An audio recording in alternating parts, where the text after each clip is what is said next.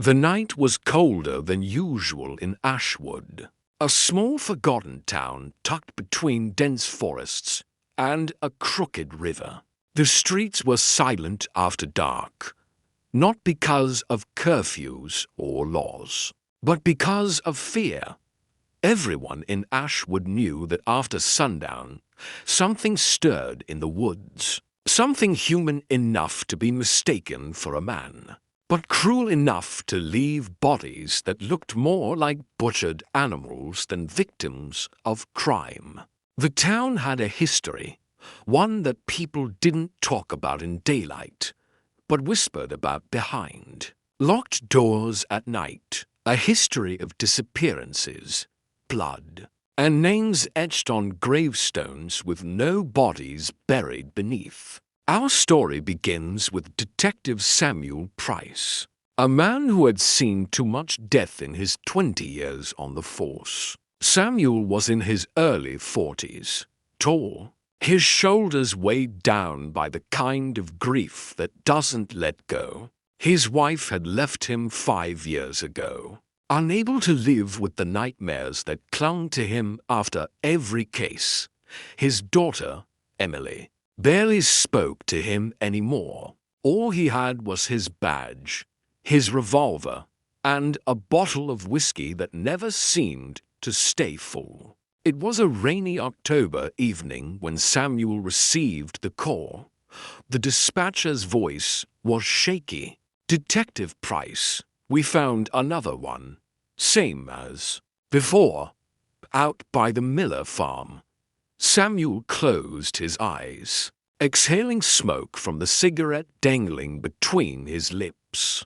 Another one meant another mutilated body. Another one meant the killer wasn't stopping. He grabbed his coat, his revolver, and drove into the storm. The Miller farm had been abandoned for years, its windows shattered, its walls blackened by rot. The barn, however, still stood tall like a corpse refusing to collapse. The flashing lights of patrol cars lit the wet ground. Officers stood in a tight group, none of them daring to look directly into the barn. Samuel pushed past them, his boots sinking in the mud. "Show me," he muttered. Inside the barn. The stench hit him first, coppery, heavy, unmistakable.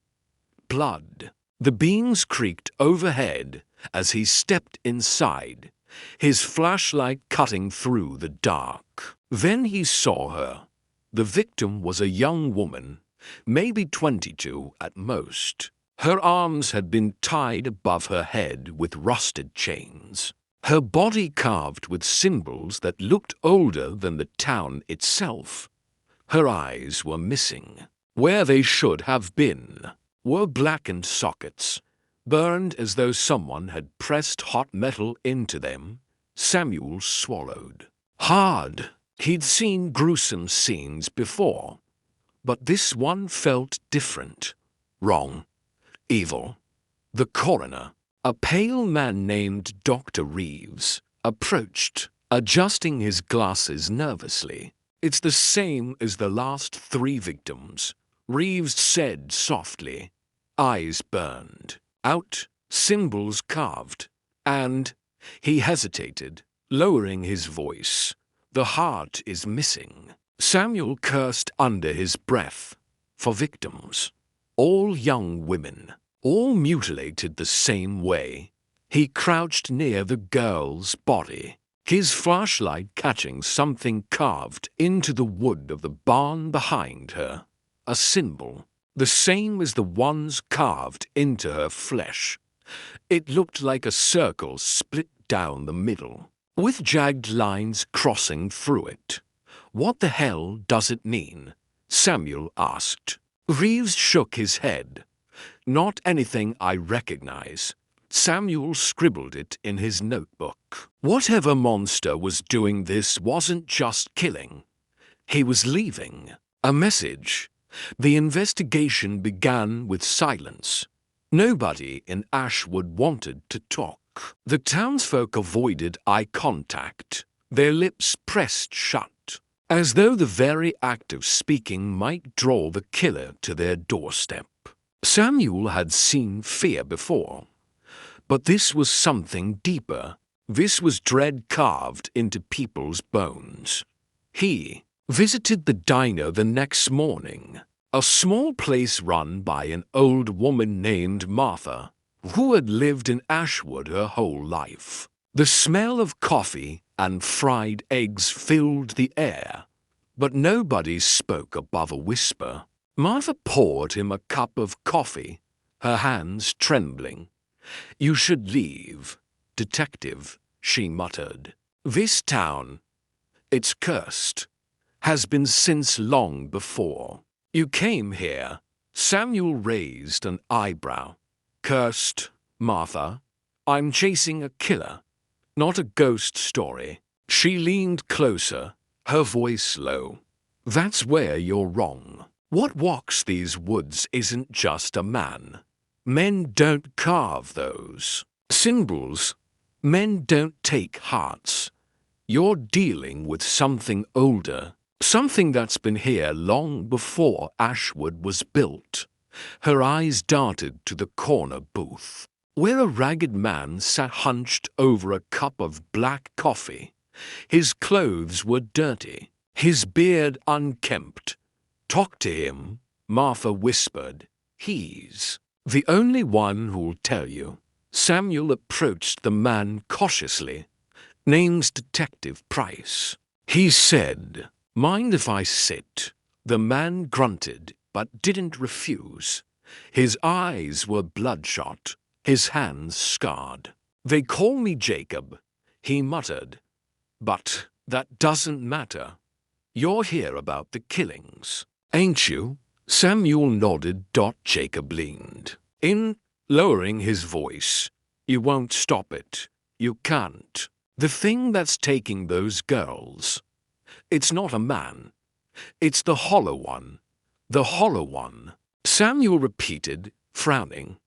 Jacob's hands shook as he lit a cigarette. "It comes every 20 years. Always the same.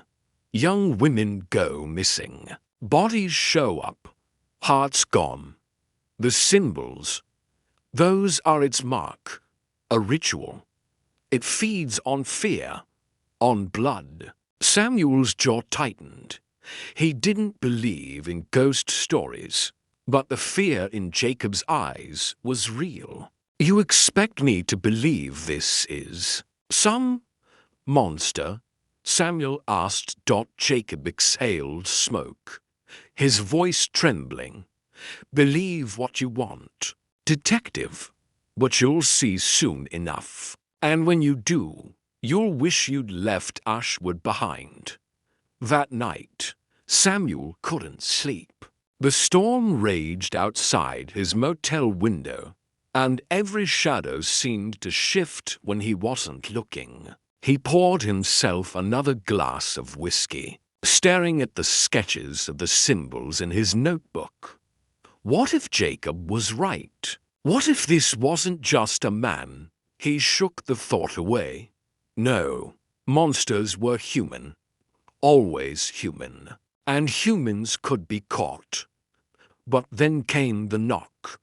3 slow, heavy knocks at his door. Samuel froze, his hand instinctively reaching for his revolver.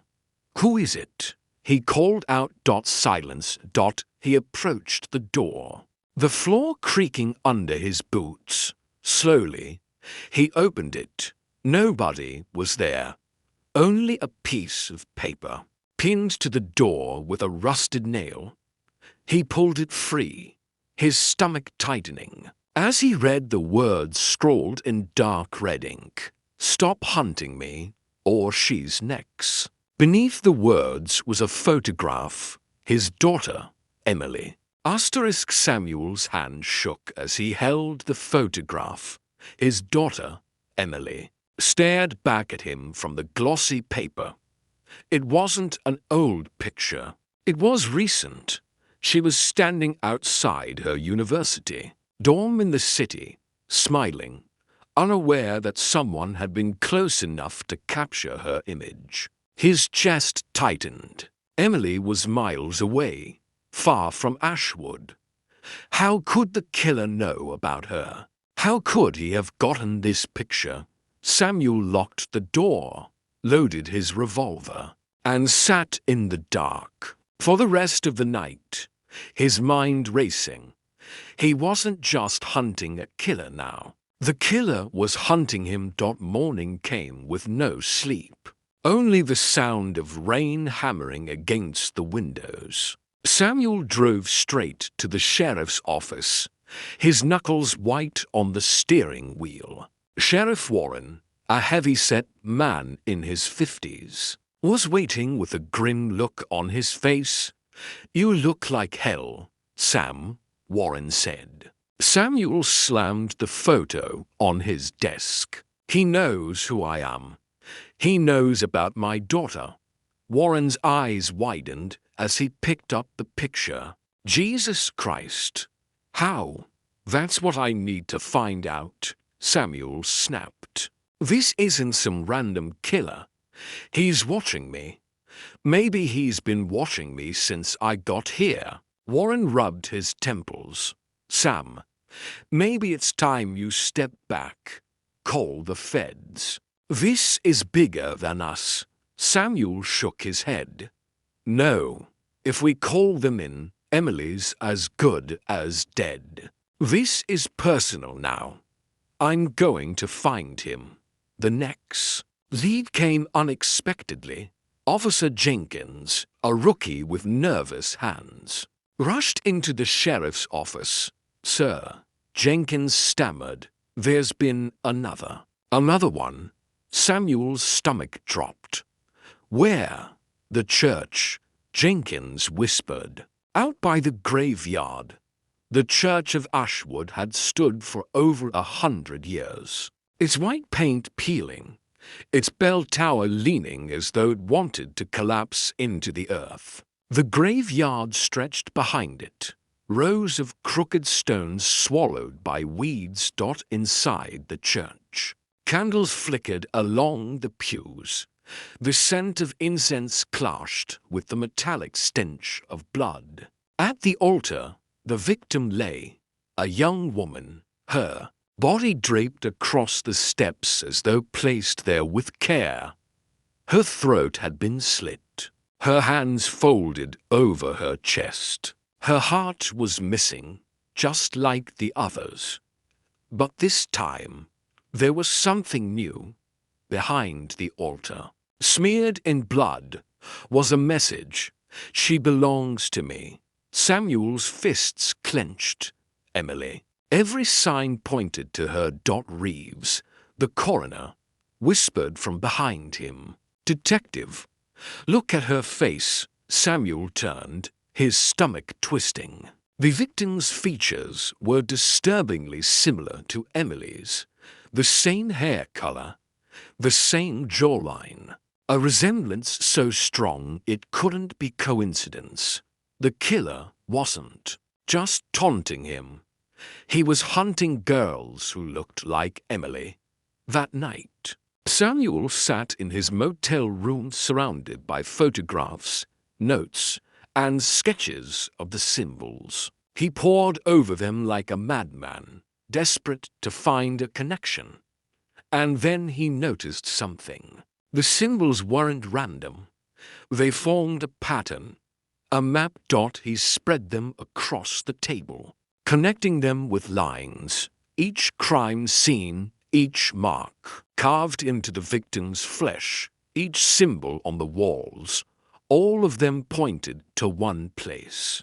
The woods, specifically a section of the Ashwood forest known as Black Hollow.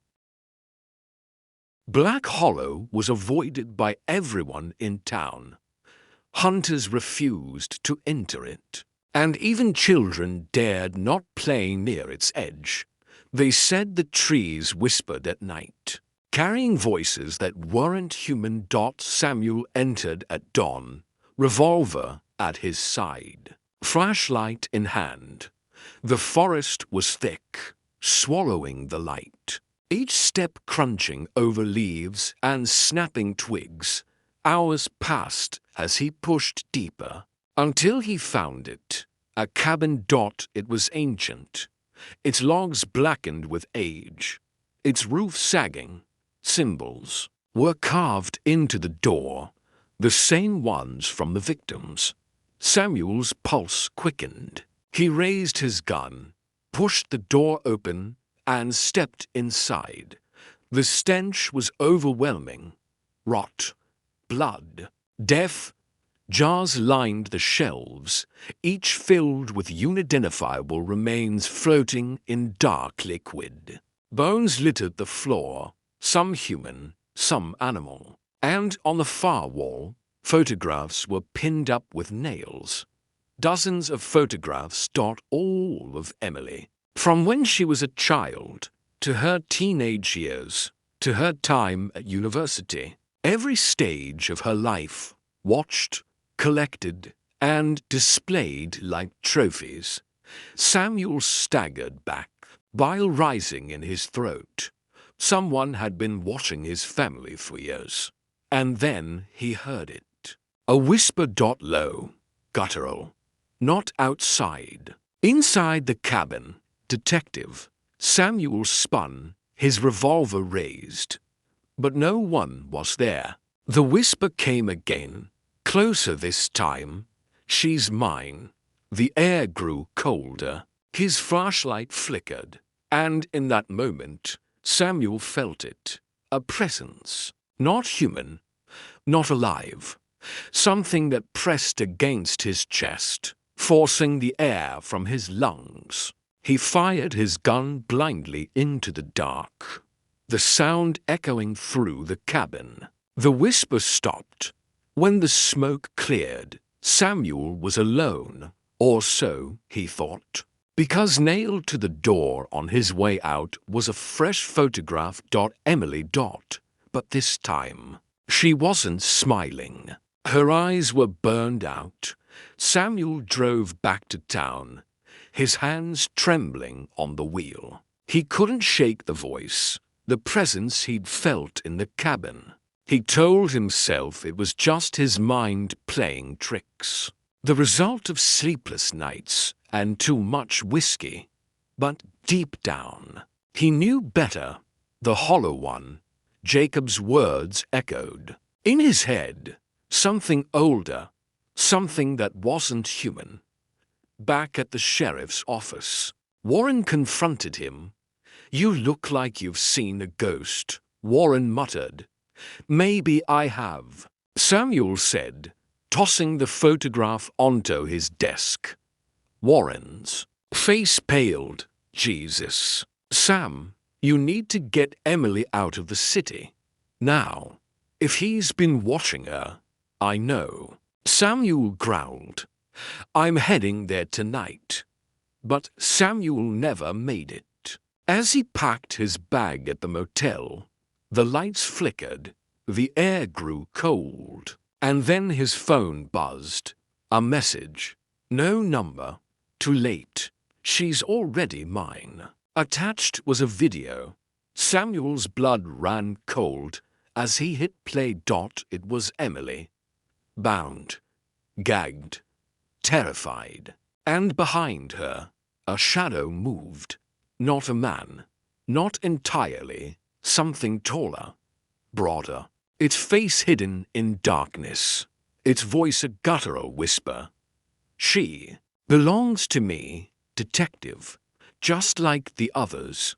The video ended. Samuel collapsed into the chair, his revolver heavy in his hand. The killer had taken Emily. The hunt was over. Now it was war.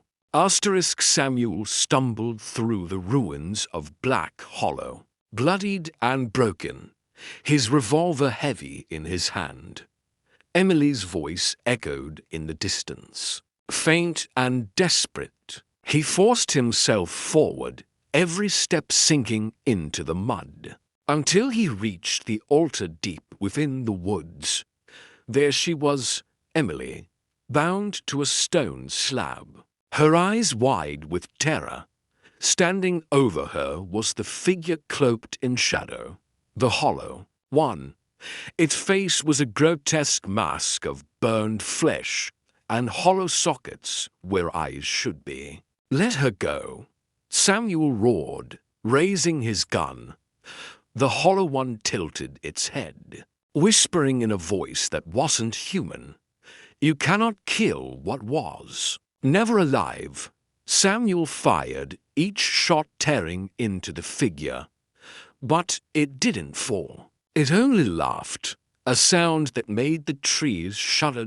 In desperation, Samuel lunged. Plunging his knife into its chest, the Hollow One screamed, its form writhing, collapsing into black smoke that swallowed the forest. When the smoke cleared, Emily was free, trembling in his arms.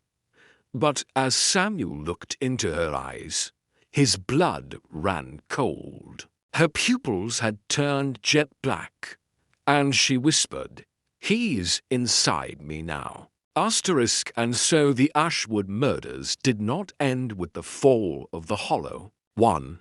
They only began anew. Evil does not die. It only finds another vessel, and this time it wears the face of Emily Price.